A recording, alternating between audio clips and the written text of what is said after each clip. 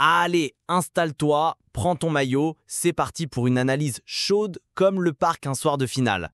Enfin, le PSG a enfin soulevé la coupe aux grandes oreilles. Oui les gars, c'est fait. Le rêve d'Al-Khelaifi est devenu réalité. Paris est champion d'Europe, la ville est en feu, le parc a explosé et les supporters ont pleuré. Mais attention, Luis Enrique n'est pas venu pour une étoile filante. Non, il veut dominer l'Europe. Et ça commence maintenant. Le coach espagnol veut une équipe plus forte, plus affûtée, plus collective. Objectif, réduire l'effectif, vendre avant d'acheter. Fini les stars qui brillent dans le vide. Enrique veut des soldats prêts à suivre son plan à la lettre. Et là, mesdames et messieurs, ça va bouger. Fort, très fort. Donnarumma vers la sortie. Oui, vous avez bien entendu. Le gardien du tournoi, l'un des héros de la saison, est sur le départ. Pas de clash avec Enrique, pas de drame, mais des tensions autour du renouvellement de contrat. Et Paris se demande, est-ce qu'on ne prendrait pas un gardien plus fort au pied, façon Ederson ? City est intéressé, United aussi, d'autres gros clubs européens se renseignent. Prix estimé, 40 millions d'euros. Il n'a que 26 ans, mais à Paris, rien n'est éternel. Arnaud Tenas, l'ex de la Masia qui veut bouger. Talent pur, formé à Barcelone, Tenas est arrivé à Paris avec de l'espoir, mais pas de minutes. Il a dit à son entourage « Je pars ». Résultat, Bournemouth, l'Espagnol, Valence, Séville sont sur le coup. Paris veut vendre, pas prêter. Et franchement, ce talent doit jouer, sinon c'est du gâchis. Kimpembe, le guerrier fatigué, capitaine, cadre, historique du club, mais 2 saisons blanches.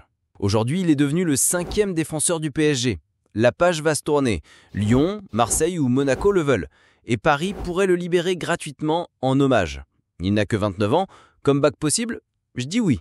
Zahir Emery, le phénomène qui perd du terrain, on le comparait à Pedri, à Bellingham, il était la fusée du milieu. Mais cette saison, même s'il a joué 50 matchs, 3000 minutes, ses performances sont baissées. Son statut, en danger. Une offre de 50 millions et Paris pourrait dire ok.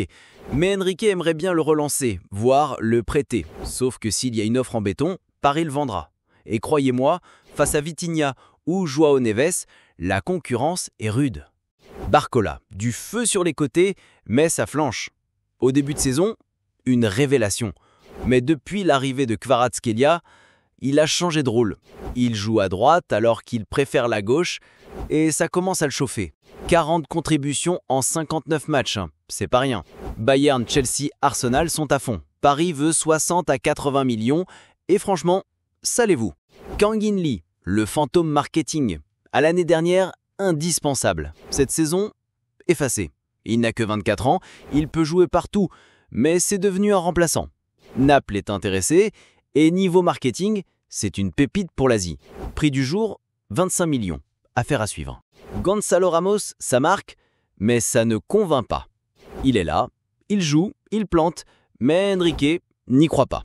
24 contributions en 1741 minutes, c'est très propre. Et pourtant, il est sur la liste des transferts. Liverpool, Newcastle, Milan, Juve sont dessus. Prix 40 millions. Et Paris veut en profiter pour recruter un autre attaquant. Kolo Muani, de 80 millions à 30 millions, la dégringolade. Son prêt à la Juve, réussi. Mais sa cote a fondu comme neige au soleil. De 80 à 30 millions en un an. Ouch. Mais attention, Chelsea, Arsenal, Newcastle sont là. Et peut-être même le Bayern. En prêt peut-être? À suivre. Et le ménage continue. Asensio, bon prêt à Aston Villa, Paris attend qu'Emery le réclame. Skriniar, excellent sous Mourinho, Paris veut 15 millions, affaire quasi conclue. Carlos Soler, direction la sortie, peut rebondir à Valence ou Nottingham.